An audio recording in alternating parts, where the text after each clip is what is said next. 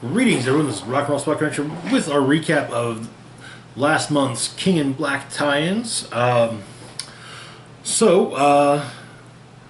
I do believe this upcoming month that's just starting will be the final month of King in Black.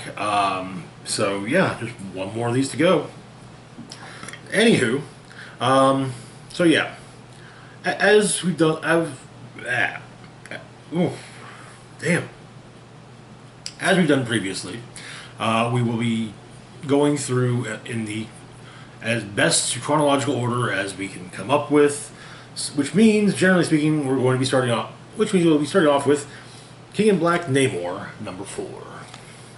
So where we left off, and last month, Namor. The Namor, Atuma, and Droma were accompanying the Swift Tide when the Swift Tide encountered the Forgotten Stone. I believe that's what it's called.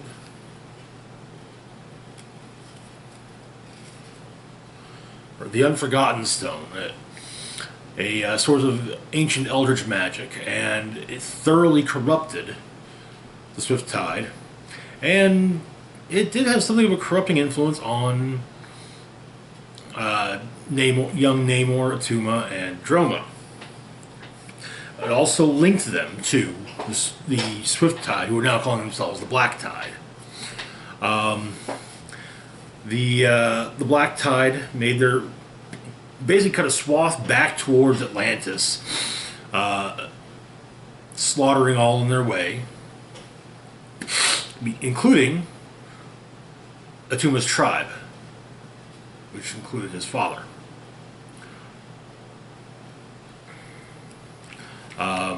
Which is where, so in the present, Namor has sent a group of warriors to investigate a trench, but, well, he's now learning that none of them survived, and so Namor is going after them himself.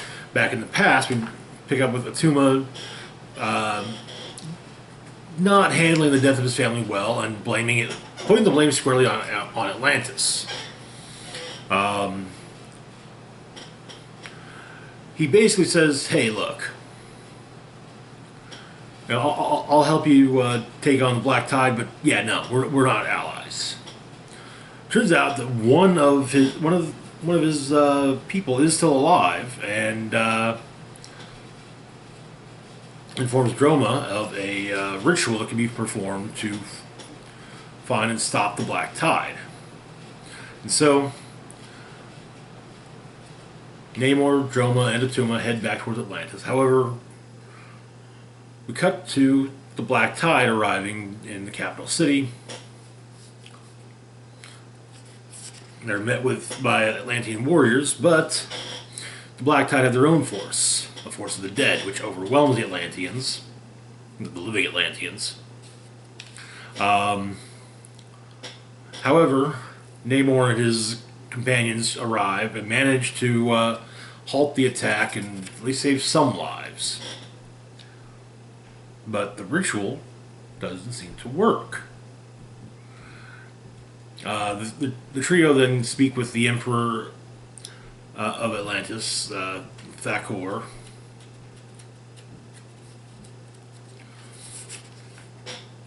The general who was in charge of defending the capital city attempts to resign, but the Emperor's like, "Hey, you tried, man. You tried, okay? Good effort. Good hustle. Good hustle." However, they're interrupted by the appearance of Ambrose, Droma's companion, basically pet fish, who went after the Unforgotten Stone and seemingly was killed. However, no, he was not killed. It turns out Ambrose was simply mutated to a rather large size, and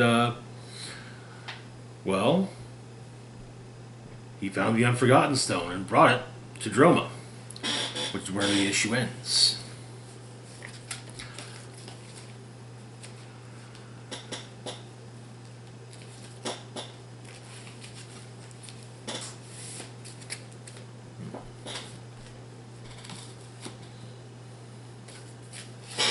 Next up, we've got Symbiote Spider-Man number 4. Where we left off here,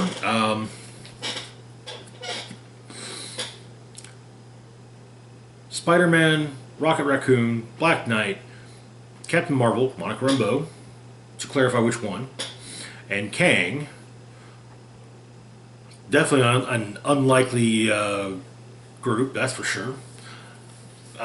We're headed towards nowhere in pursuit of the villainous Mr. E, who had bonded himself, who was something of a shadow creature, somewhat related to Null, and had basically had bonded himself to longtime Spider-Man foe Alistair Smythe.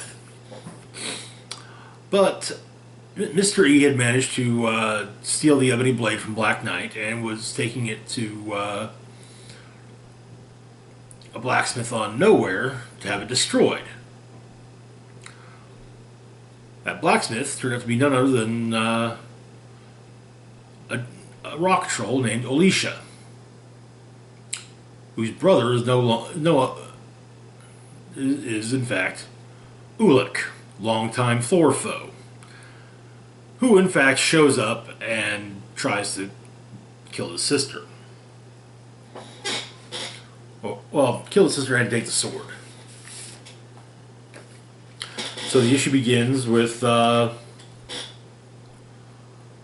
Mr. E fighting Ulik, and actually getting some good hits in, but Alicia stops him, so that no one kills her brother but her.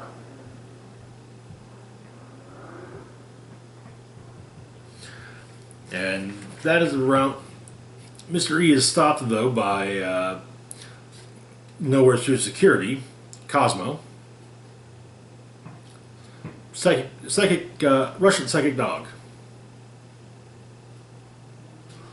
However, Ulik gives pursuit. But Mr. E is met by... while Mr. E is distracted, Spider-Man swings in and kicks him in the face. Tries to take the sword. However, of course, Mr. E being a shadow creature, it's a bit harder for Rocket to actually do any damage to him.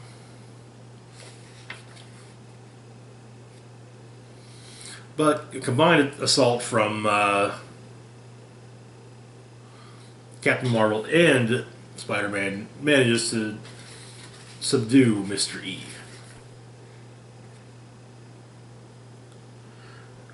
Who abandons Smythe's body on Nowhere.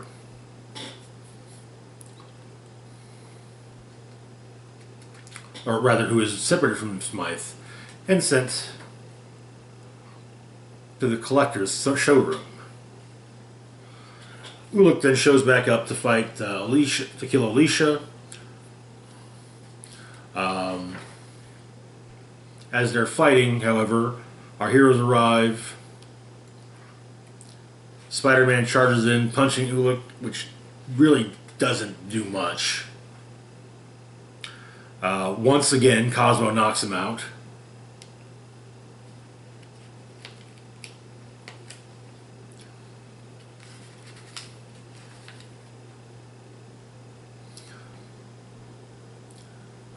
Alicia explains to her brother that she's not hiding from him. She's trying to avoid him. She doesn't want to kill him, and would rather that he not kill her. But he explains that he didn't come here for her. He had no idea she was even there until he arrived. He came for the sword.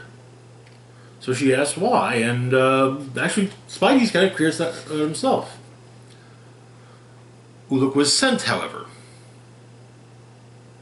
by Uatu, the Watcher. Spidey being, well, Spider-Man asks why, and Uatu explains this is to destroy a being who wants to annihilate the universe. A being called Null.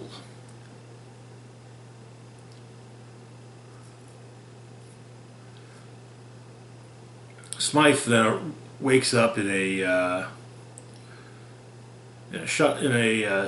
ship with a few others that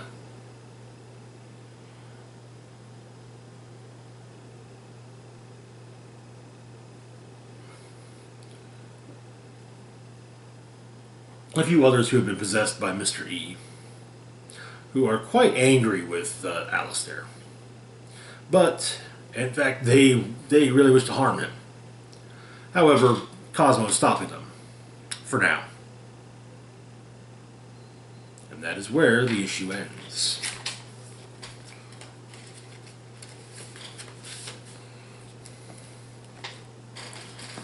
Which brings us to Daredevil number 27. Where we left off, Daredevil had, Daredevil, as in Electronachios, was having to fend off two of Null's symbiotic henchmen, while on Riker's Island, Matt Murdock, who for some insane reason is being kept in prison is being allowed to keep his mask on in prison. No, really.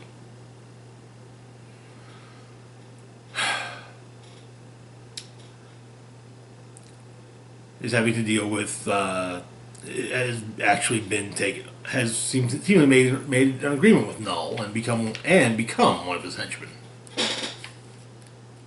So the issue begins at the mayor's office.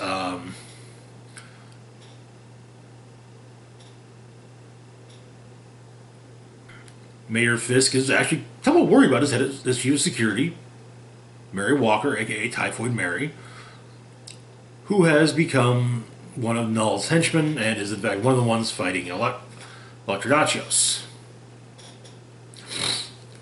Speaking of which, Mary and the other symbiotic hench person end up coming to blows with one another as,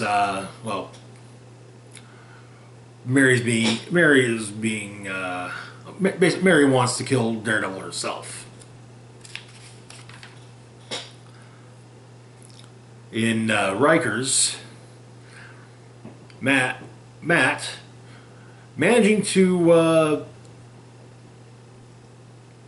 exert his will over the symbiotic goo that's encased him, fights back against the other symbiotic henchman. At one point gets electrocuted and realizes, okay, that's the weakness. Elektra and Mary duke it out with each other. Mary ends up killing the other symbiotic henchwoman.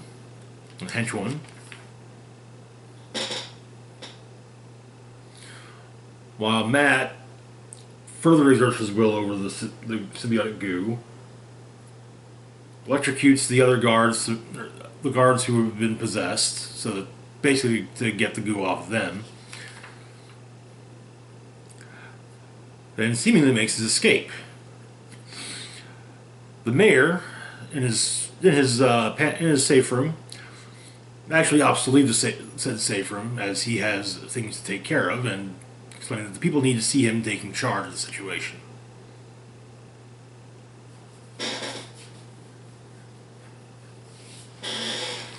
Presumably to go to, among other places, the bar with no name. Back on Riker's,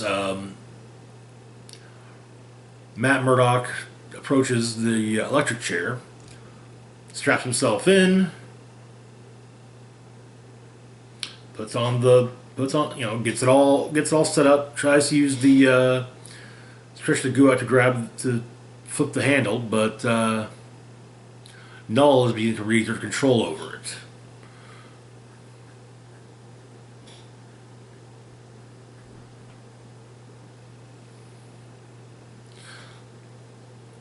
Matt and Null have a brief chat, with Null explaining that no one can fight forever, except those who live forever. However, as Null is distracted, one of the other inmates comes along and flips the switch himself,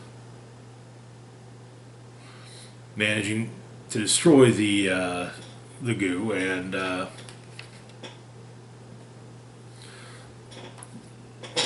leave Matt at least somewhat injured, but not terribly injured. Basically, he survived the electric chair because of the symbiote.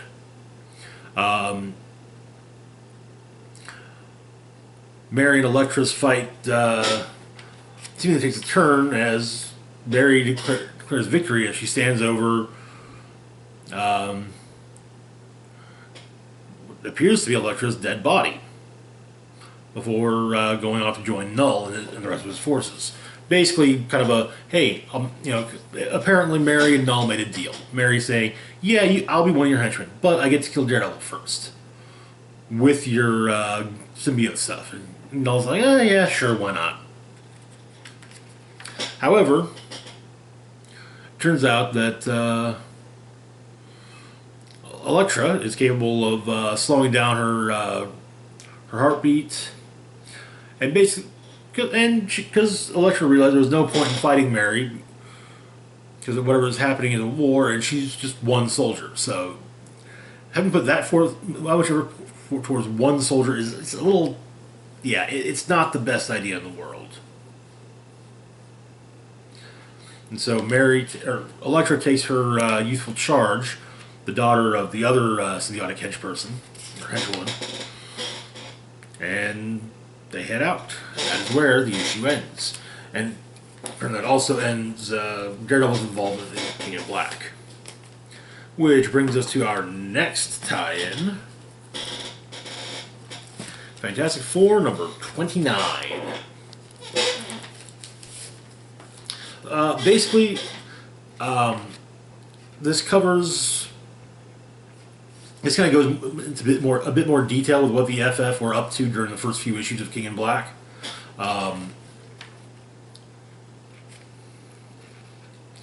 First off, apparently their home was destroyed, so they had to repair that. But apparently Johnny's room is gone. It's now just a brick wall. Bentley 23, as well as Valeria and Franklin, and Dragon Man are working on a portal that the Baxter Building, which they basically arranged it so that it can only be used by certain people, though, because it's extraordinarily powerful. In Soho, Johnny and Sky, apparently his soulmate, are doing some shopping and having lunch, and apparently, it turns out that Sky, when the FF are doing FF stuff, she's basically being the local hero. But Sky and Johnny basically spend the day together.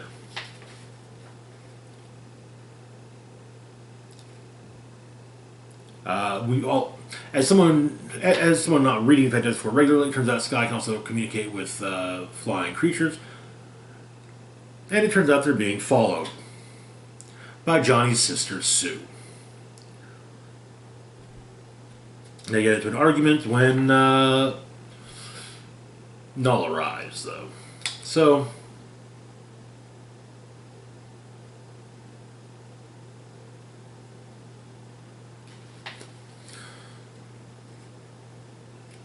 but yeah, the FF join in the battle against Null and his forces.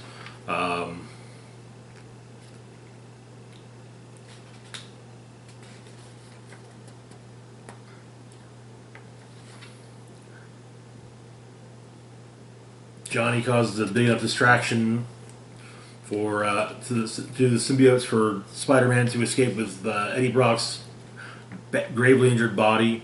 Sky shows up, and we actually kind of learn just how linked her and Johnny are, as Johnny's being taken over by Null, by Null's symbiote goo. Sky, who hasn't been touched by any of it, is also taken over.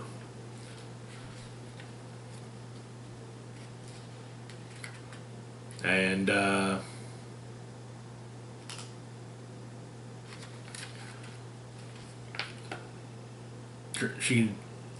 as she can talk to flying creatures, she's able to summon the symbiote dragons.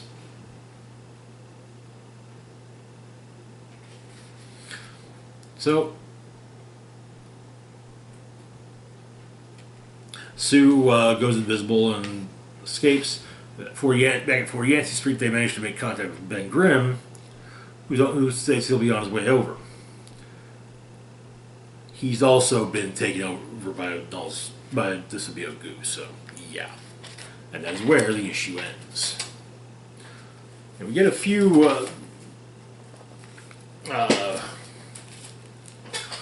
late in the game tie-ins, including this next one, Miles Morales' Spider-Man number 23. In part because of, dealing with other stories. Anyway, so where issue 24 of Miles Morales' Spider-Man left off, the Null's invasion was beginning, and Miles was hanging out with Gank. But so Miles and Gank split up, part ways, and so Miles can take on the symbiote dragon. He does, and he realizes after a while, oh, this is a symbiote, okay. And it's like, huh. But it's an actual dragon, just possessed by a symbiote. And Miles, knowing what it's like, having been somewhat possessed by a symbiote himself recently, lets loose a massive venom blast, which, and frees the dragon, who is rather grateful, and in fact, when Miss Marvel texts Miles, asking him to show up at the Lower East Side, well, Miles needs a ride, so he asks the dragon to give him one, and the dragon does. And he arrives at Yancey Street, where he has to face a Null-possessed Miss Marvel. And yeah, he can't web her because Null has figured out more about Kamala's powers than Kamala has, and so he's able to make holes in her use her elasticity abilities to make holes in her body, so that Miles' attempts at webbing her don't work. So Miles hits her with a venom blast, manages to at least somewhat get the symbiote off of her.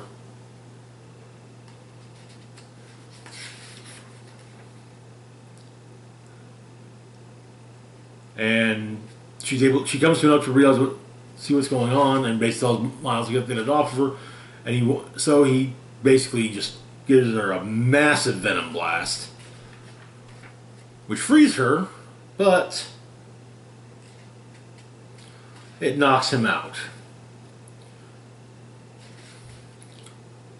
And so the issue ends with her picking up and telling him that she's got him. Which brings us to our next tie-in. Savage Avengers number 18. Where he left off, Conan had been arrested at the bar with no name. While in Rikers, met Deadpool, and the two of them, as well as a criminal known as the Night Flyer, broke out as the Night Flyer explains he's actually got a hell of a score. He's just got to, get out and get his gear and get out of Rikers. However, as they were leaving, one of the symbiotes made contact with Conan and explained itself to be the symbiote that he met in the first Savage Avengers arc.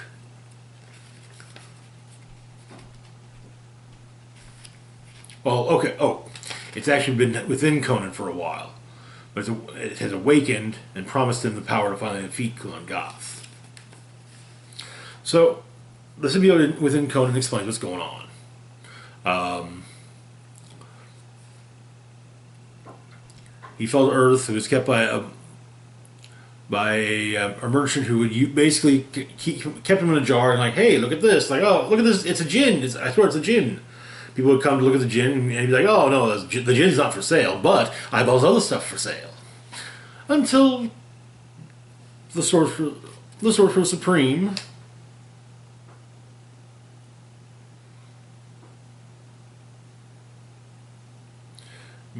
of the era, Mekri Ra, freed him. Until Kulan Gath showed up and consumed Mekri Ra and took the symbiote prisoner. He basically thinks he pretty much just has enough. All he wants to do is defeat Kulan Gath and then, just die. So Conan's like, okay, fine. So the trio continues to make good their escape. However, Deadpool takes a bullet through the head from the snipers on the. Yeah. At the bar with no name, Night Flyer's contact and lover and lawyer shows up. It's explained, hey, need a few things. Now, he's got it taken care of.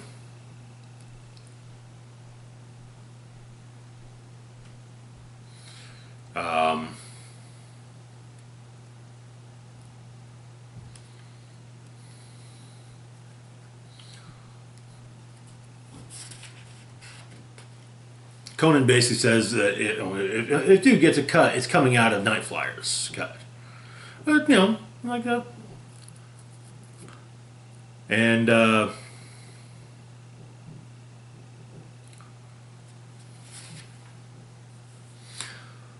so after having a few more drinks, they head to the location of the job. The Hellfire Club. Apparently, Night Flyer has a severed thumb so he can gain entrance.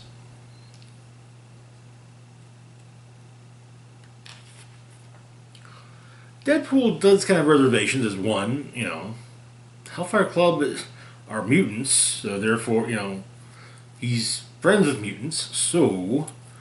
But apparently, it's basically.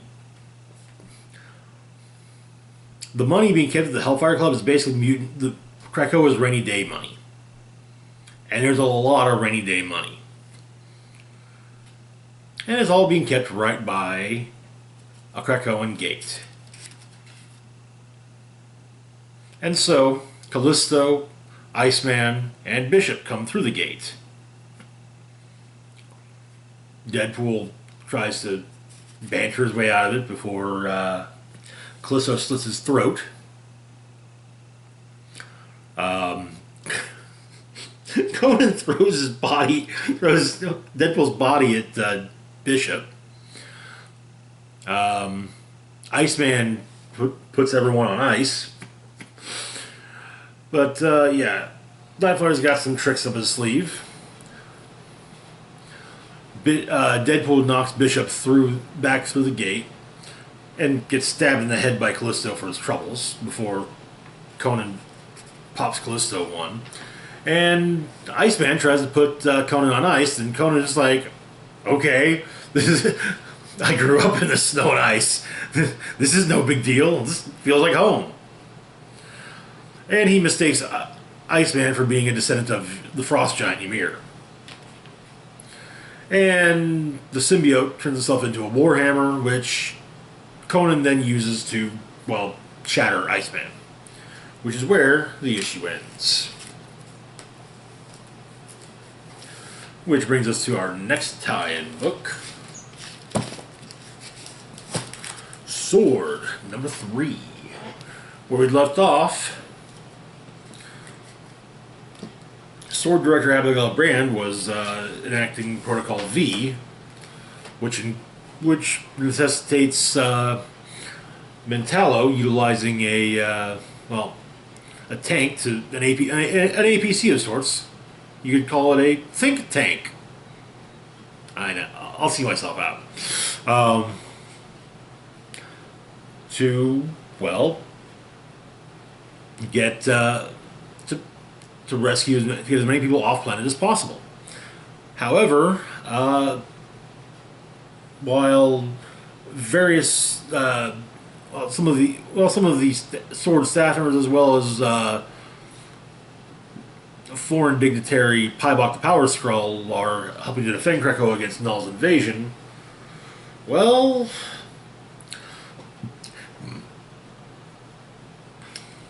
Cable steps through a gate from New York under the control of Null. So the issue begins. The issue focuses on Manifold. He's gone for a walk. He kind of resents the fact people presume Gateway to be his mentor.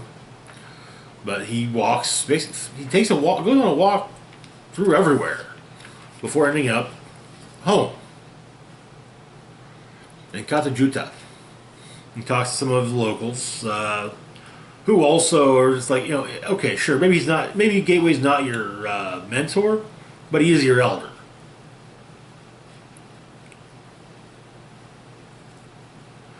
But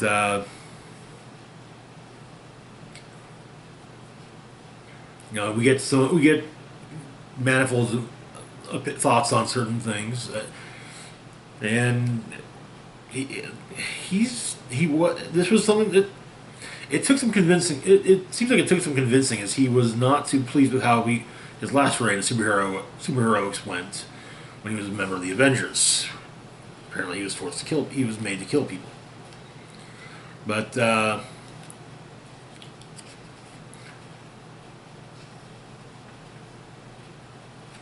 He heads back out.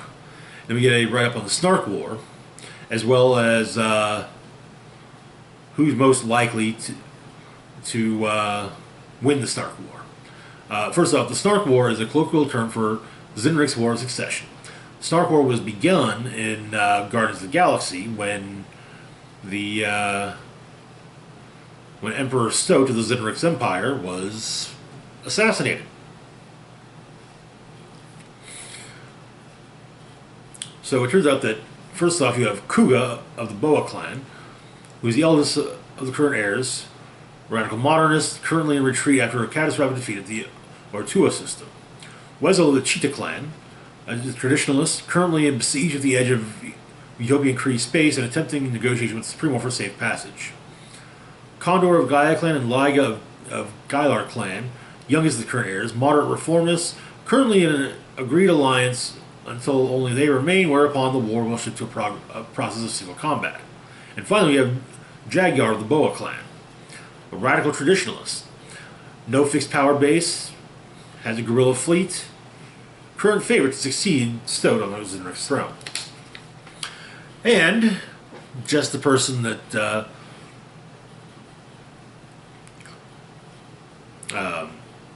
that Manifold's going to see. Basically, he's here to negotiate.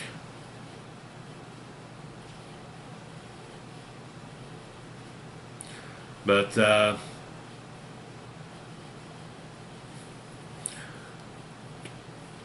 basically, Manifold's offering the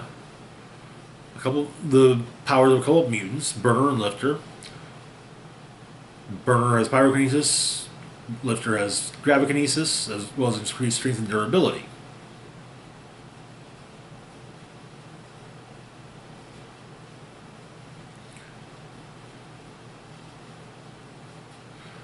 But basically, it turns out that it's kind of basically they would be transferring their powers to Jaguar, to part of Jaguar, and yeah, would likely die in the process. And they're actually kind of hoping that they do die, resurrection protocols and whatnot.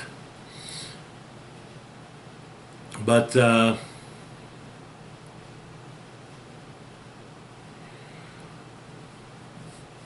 Manifold's willing to offer up the two mutants to Jaguar if Jaguar's willing to come and help them destroy Null, or defeat Null. And It turns out Jaguar's not too interested in fighting off Null, because it turns out that Ortua, the planet where he obliterated one of his enemies, was practically destroyed by Null. It was a resource-rich world, but now it's nothing but a dead husk. So because of Null, Jaguar got one of his greatest victories. So he has no interest at all in destroying Null. So,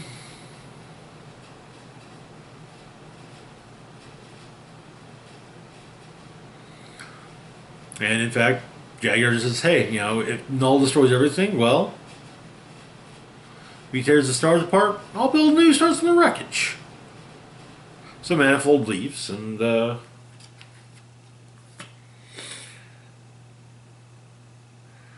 but turns out someone else has shown up to kill Prince Jaguar, and seemingly succeeds. He then arrives on Alpha Flight Station in the office of Henry Peter Gyrick, but Manifold's got to keep himself hidden, and we get some notes from Abigail Brand about Manifold. It explains that he's not a teleporter. People treat him like one, but that's not what he does at all. He talks to space. Also, it turns out that Gyrick is on a phone call at the moment. But the way it's explained is if he tells the universe to fold itself so he can walk across it in a single step, it does. He tells space to warp so light passes all the way around it without it ever hitting him, to form a little bubble of invisibility just for him, it will. He says it's not telling, it's asking. It still terrifies Brand if she thinks about it for too long.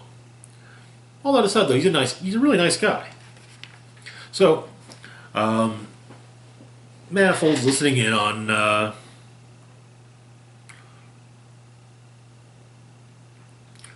Gyrick's phone call, and apparently Gyrick is part of Orcus.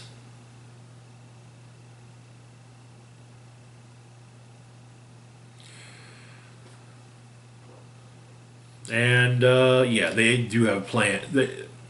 Alpha Flight is part of Orcus's overall plans. Manifold gets a look at the at Orcus protocol. It's heavily redacted, though, so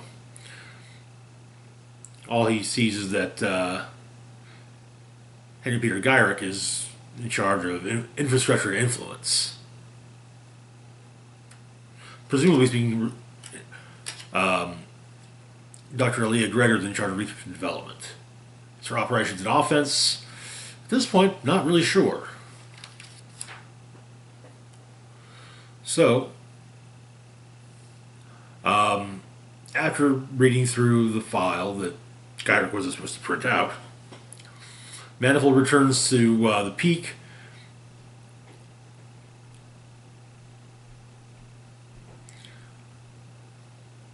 However, he leaves Gyrick's office before a rather important bit of information is dropped. Gyrick has a mole within Sword. However, yeah, Manifold returns to the Peak. Tells Brand that, Gyrick's part of Orcus. He to the point of being a major member of the organization. And so Manifold then heads down to Krakoa in an attempt to see if he can get everyone out. As he steps through the gate, however, everyone appears to be wrapped up in symbiote goo, and he asks what happened, and well, the null-controlled cable simply says, "I happened," and that is where the issue ends. Which brings us to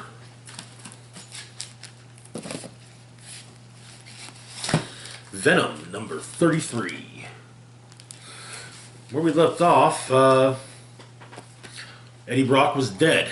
However, his soul, mind, an aspect of him was, however, in Null's hive mind, along with former symbiote hosts Rex Strickland and Flash Thompson. So,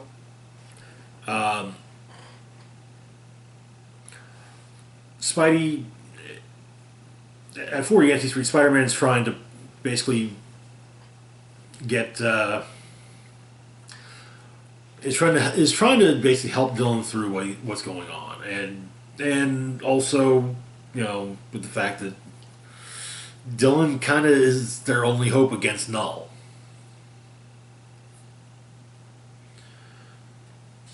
But yeah, and Dylan's ready to go out there and get in on it.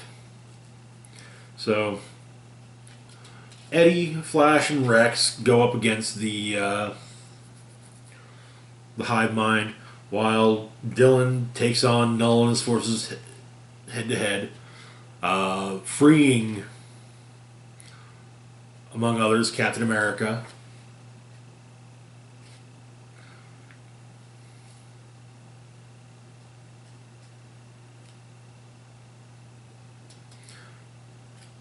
But they find a portal within the Hive Mind, and the trio steps through. It's described as being the God Hive, the eye at the center of the storm. And there are symbiotes in cages that have been cut off from the Hive. Eddie explains that the reason Null's keeping them caged, they're free of his influence. They can get to him. Eddie thinks they can bond with them the way, and with the way that his symbiote is able to absorb Flash's codex, they can pilot them out of there and back to the fight. However, he's not sure how he knows this. He just is figuring out how it works. So Flash Thompson goes in to be basically as the distraction.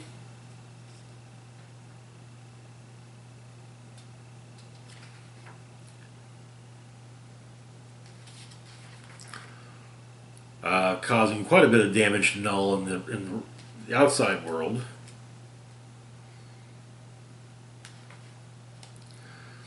And Flash seemingly gets loose. However, as Eddie's about to go in, Null takes over Rex's codex, and once again holds Eddie over a precipice. And that is where the issue ends. Which brings us to Black Cat number 3. Now, if you watched my weekly comic book roundup last night about this book, you might remember I said that this should have come out before King in Black number 4. I stand by that. And at the very least, it should come out at the same time, with kind of a note: takes place before the events of King in Black number 4, or during the events, something like that. Anyway, so where we left off, Black Cat had used a chunk of the World Tree Yggdrasil to power herself up. A chunk that was supposed to be given to Doctor Strange to power himself up, but, well, unconscious. So, yeah. But she did manage to rescue the good doctor. In her mindscape, she meets a representation of the power of the scepter she's got, who has taken on the form of White Fox, or a Black Fox. A form familiar to her, basically. Make it easier to communicate with her. Basically, though, the magic within the scepter wants to be free and used, and yeah, but it needs a consenting host. So she asked, "What's in it?" So Felicia asked, "What's in it for her?" And it's explained power is what's in it for her. The power of creation itself. So maybe she's interested. But she wants... she wants to be... she wants to be wined and dined.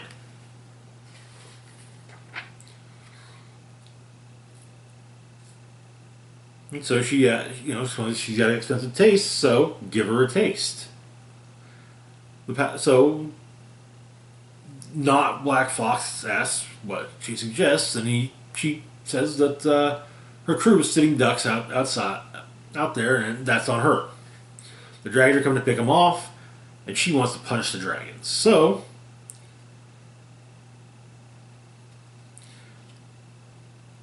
that's what she does. Kills a bunch of the symbiote dragons with in one fell swoop.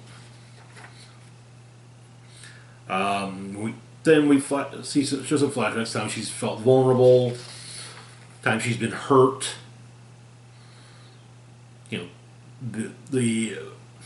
Her mother lying to her about her father being dead. A gang war between the Owl and Dr. Octopus.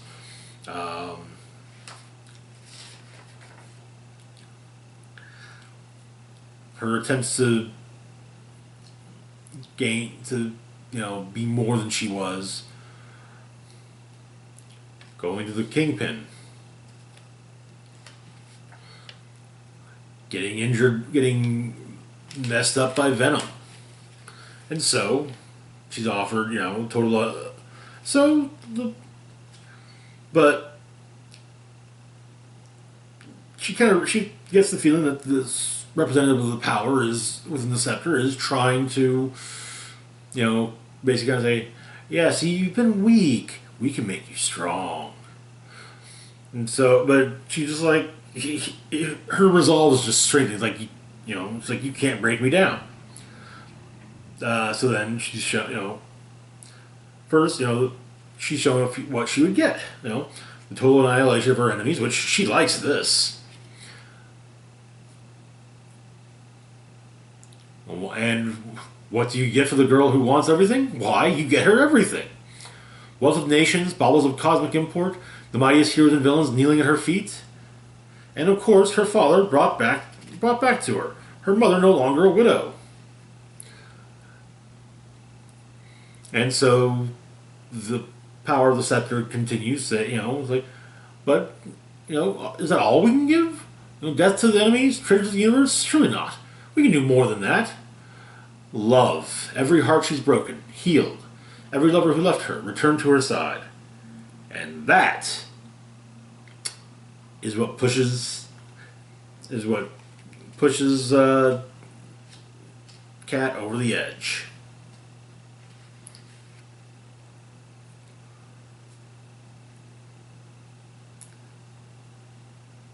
Basically saying, while sure the power of the scepter offered her everything, but in reality, as far as she was concerned, it offered her ashes. Because she would never make someone love her with magic. And so she basically said, to hell with the power. Strange retrieves it.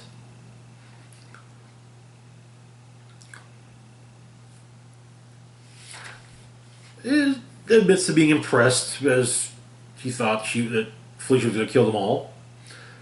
And she's like, it was close. Not that close.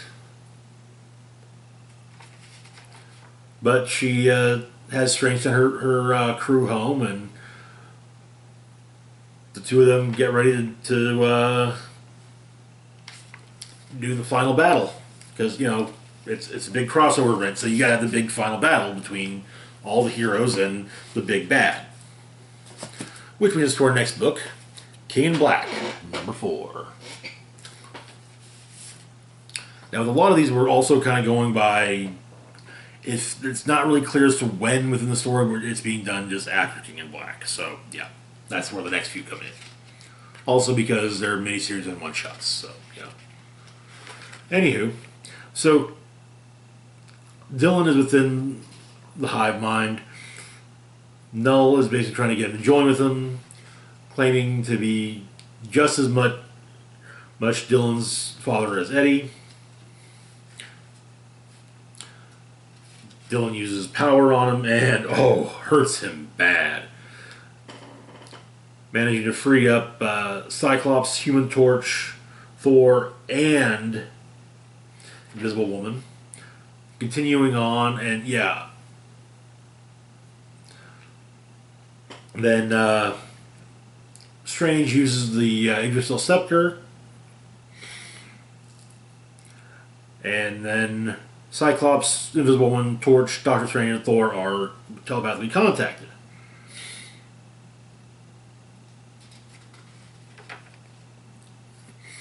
Told to funnel all the symbiote hedge people into the center of the city. Namor, who's got the Black Tide with him, some of the tidal wave. Spidey swings out heavy because no one thought to tell Spider-Man, "Hey, so the plan involves a giant tidal wave." Tony Stark is continuing on with his Rock'em Sock'em Celestials bit. Storm and Thor light up the symbiotes. Within the Hive Mind, Null's getting pissed. And we find out who's been coordinating everything with the heroes. Jean Grey. And she's there to see just what makes Null bleed. And at first, she almost despairs because it seems like there's nothing that can. Until she looks into his past. Null is a god of darkness. As such, he has an opposite number, a god of light.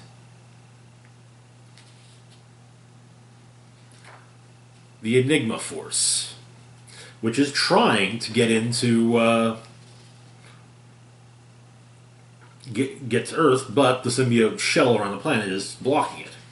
However, the Silver Surfer arrives and helps the Enigma Force get through.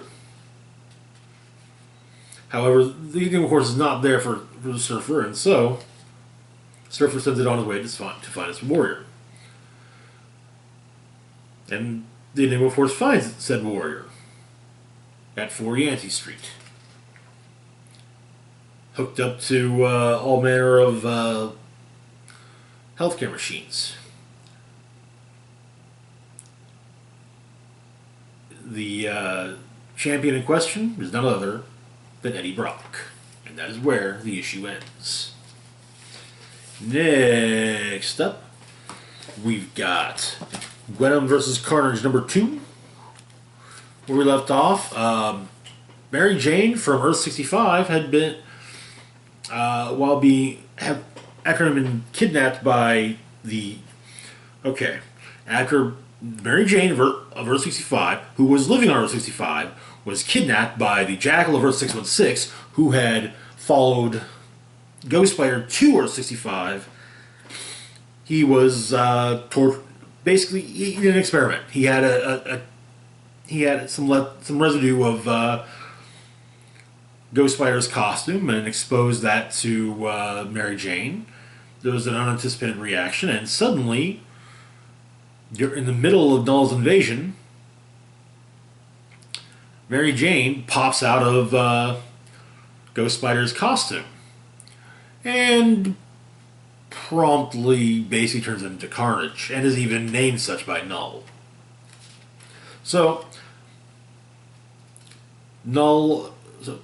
Earth 65 Carnage and Ghost Spider duking out throughout Earth 616, New York.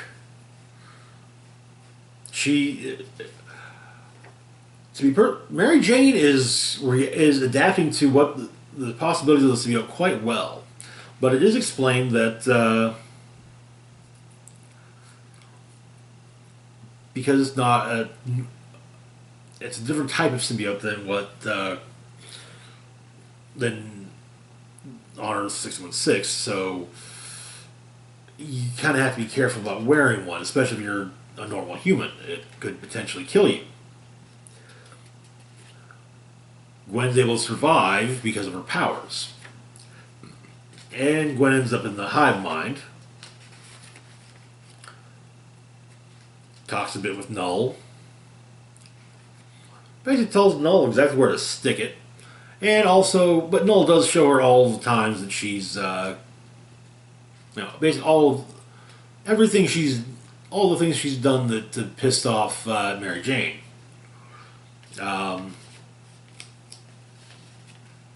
Gwen's not really buying it. But she managed to get out of the Hive Mind. They can... Ghost Spider and Carnage continue their battle.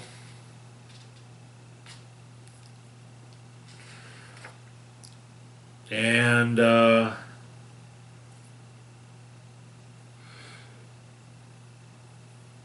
tries to explain to her, you can't keep, that the suit's going to burn you out.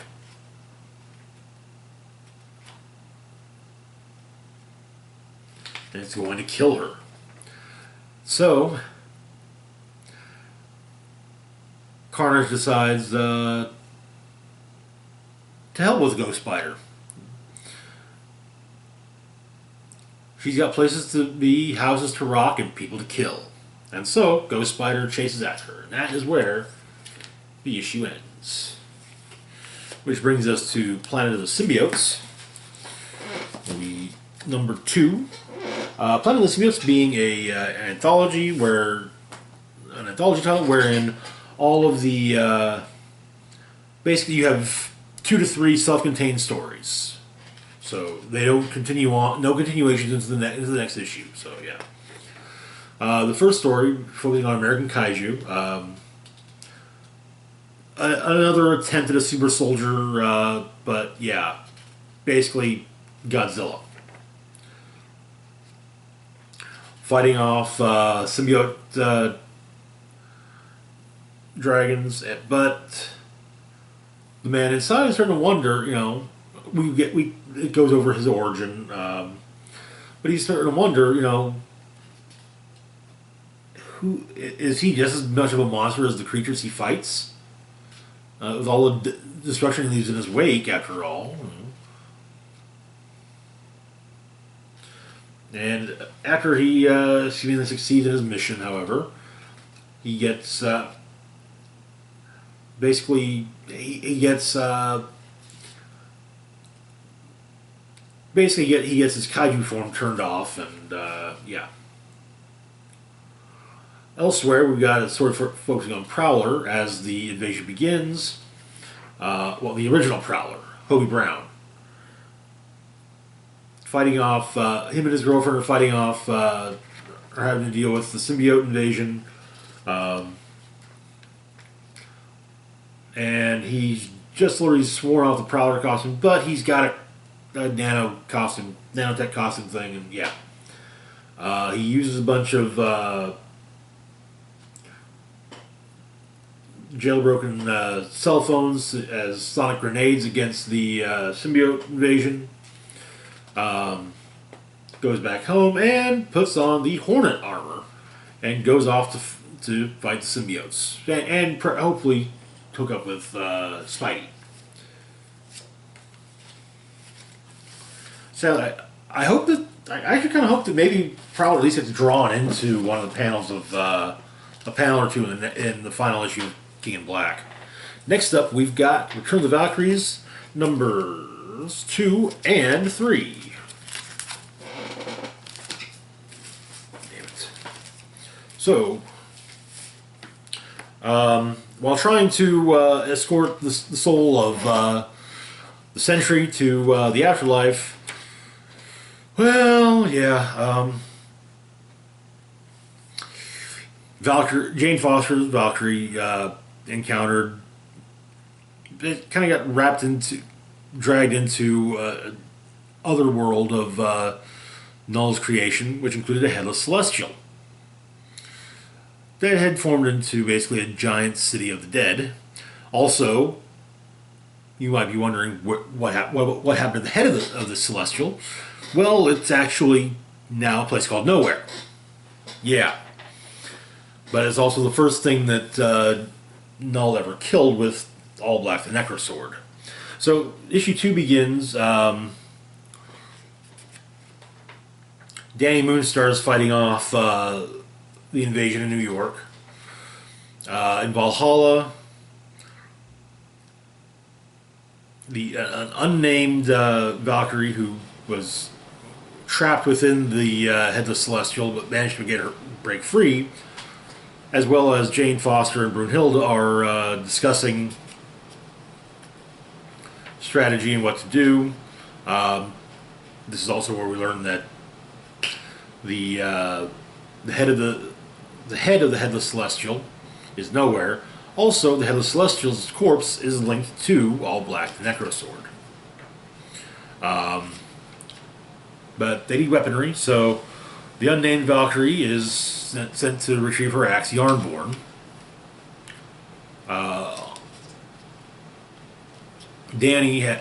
Back on Earth, Danny Moonstar has a bit of a conversation with Null, who speaks to her through one of the dragons. In Vanaheim, the Valkyrie goes in search of her axe, which is being held by the king of Vanaheim.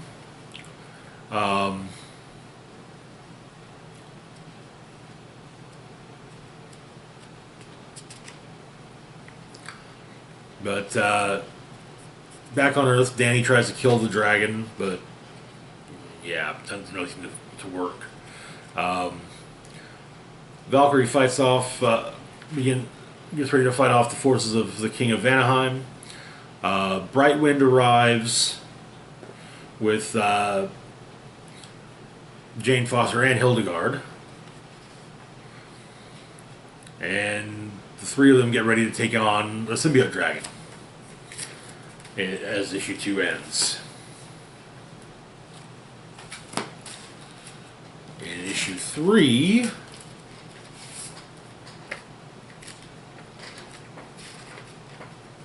the Sentry is being seemingly pulled into the Headless Celestial. We get a flashback to Hildegard's training. Yeah. The three Valkyries take on the dragon and seemingly win, but they have to split up. In Vanaheim, the other Valkyrie is making short work of the king's forces, and eventually does reclaim her axe. When it's explained that when Jane Foster explains the task ahead of them, Danny Moonstar does point out that she's no longer a Valkyrie. So, you know, but Jane explains that where the Headless Celestial is a place there is no time between the worlds. So she will be all that she once was or ever will be. And Jane thinks that means that Danny will have her powers. Hildegard is to stay on Earth and take care of the symbiotes, because the plan does require people.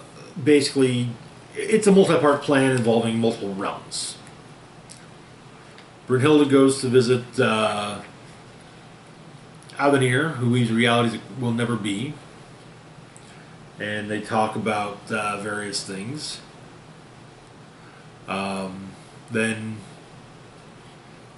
And yes, it turns out that in Between the Worlds, Danny does have her Valkyrie abilities back.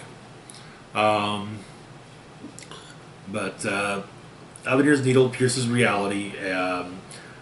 They wrap part of the thread around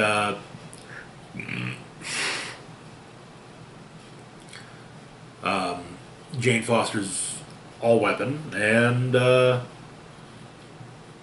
they attempt to send the loop thread to Earth. Hildegard has to deal with a null-controlled storm, while the Valkyrie on Vanaheim is, well, celebrating having her axe back and potentially maybe drinking a bit much.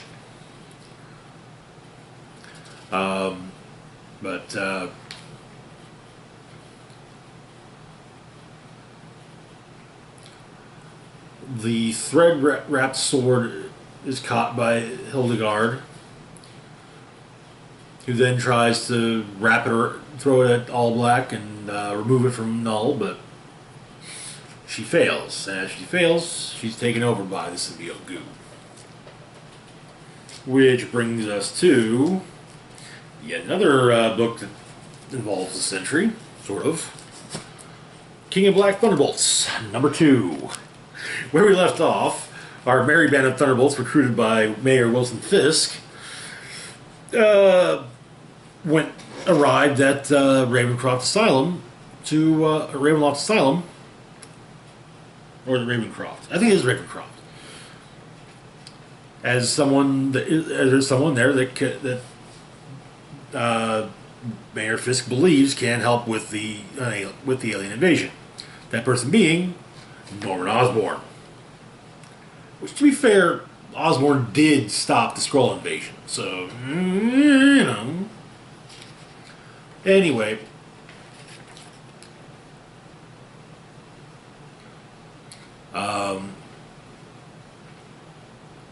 Taskmaster has a chat with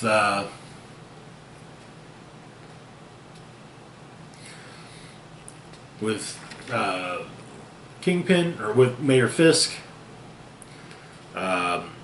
Mr. Fear suggests maybe they should let everyone out, recruit some help. He and Batroc have a bit of a disagreement. And Batroc explains that if he were to kill Mr. Fear, he would likely collapse Fear's trachea and let him drown in his own blood like a slaughtered pig. Unless Star wanted to save him. She actually passes on that. But, yeah. Null's forces arrive. And begin possessing some of the inmates. And what do you know? So,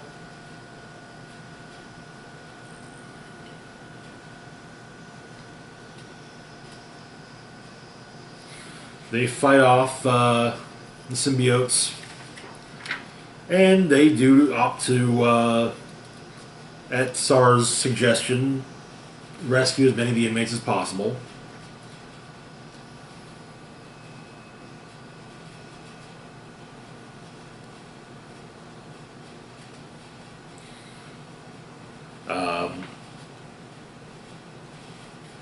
But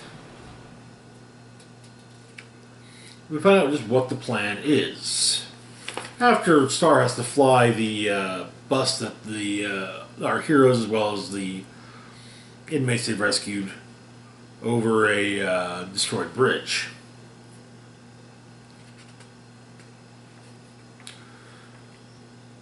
The plan is to use the remains of the Sentry and blow them up. Quite a bit of power within that, so probably going to do a bit of damage. And that is where the issue ends. So, not exactly. Once they realize what the plan is, Star does make a very good point. How are they going to survive that? Which brings us to our next book, King of Black Knight.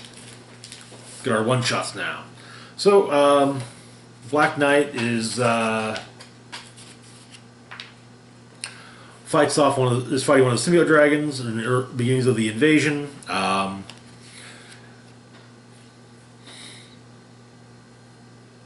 Turns out he was, told us by his ancestors, Perseus Scandia, the first Black Knight. But upon connecting with the, he figured out, oh, this is from that time me, Spider-Man, and Kang fought that Shadow guy. Oh, okay. But Null connects to him as well. That he fights, and he ends up in Korea, I believe, or no, Shanghai. That's right. He ends up in Shanghai. I presumed Korea because of the fact there are Korean heroes. But But yeah, it fights off one of the dragons with Swordmaster's sword. It turns out that the truth of the ebony blade is that it's not for the pure of heart to use, but rather the impure of heart. The pure of heart actually kind of nullify the magic within the ebony blade, which Null reveals to Dane, the Black Knight. But he manages to get the ebony blade back. He and the Swordmaster and I believe Arrow, I think her name is. I actually don't remember.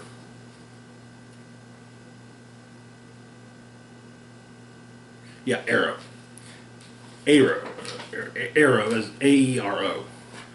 Fight a giant merged kaiju-size version of Null. And they win.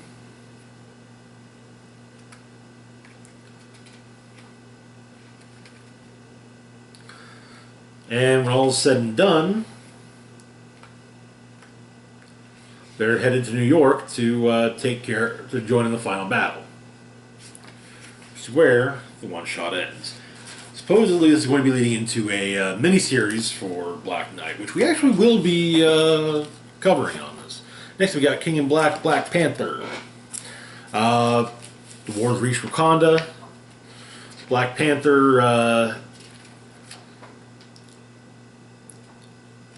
basically sets forth a multi-pronged assault plan because Null's forces, it's kind of one of those, for every one they take down, they lose so many people, and the people they lose get turned. So, Okoye, Shuri, and Shuri are told to are part of the plan. Shuri is told to open up a specific part of a specific vault, necromancy. And turns out she's going to be controlling the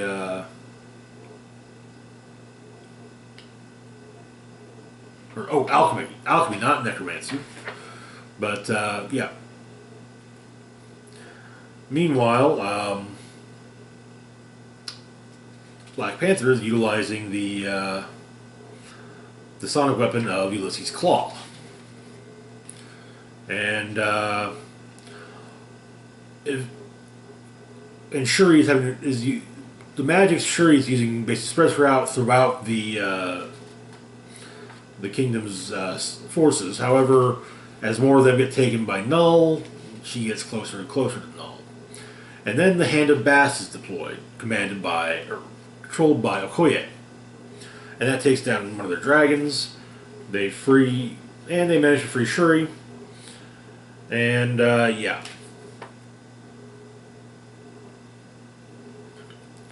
And using the modified sonic weapon of claws, they're able to punch a rather large... Looks like they're actually able to punch a large hole in the shell that Null put around the Earth.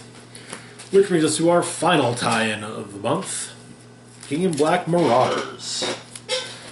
This is one of those, I'm not entirely sure when it takes place with in the overall story, but the Marauders are heading to New York to either save Storm and Cyclops or kill Storm and Cyclops. At least that's Bishop's mission. His secondary mission. However, they the distress call. They go to the boat that's in distress. But as they're getting the crew aboard, Bishop hears something. He goes below decks and discovers that the boat's full of human traffickers. So they free everyone aboard. And yeah. So Kate decides that they can't just leave the crew to die, but at least not in the middle of the ocean during all this. So Iceman walks them through a gate to one of least hospitable terrestrial locations.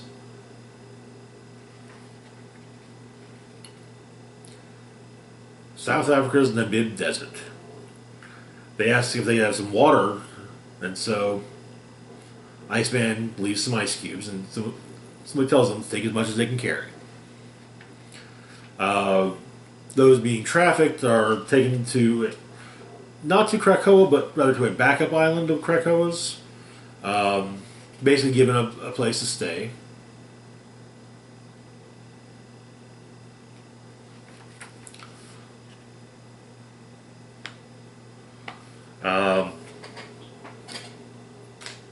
It's actually an old island of Magneto's, and Magneto's like, yeah, that's, is told what's going on. Like, yeah, okay, that's fine, go for it.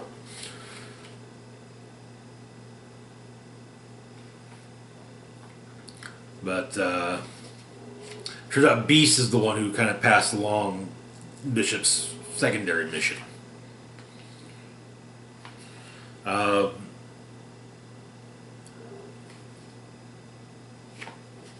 But the passengers of the ship get dropped off.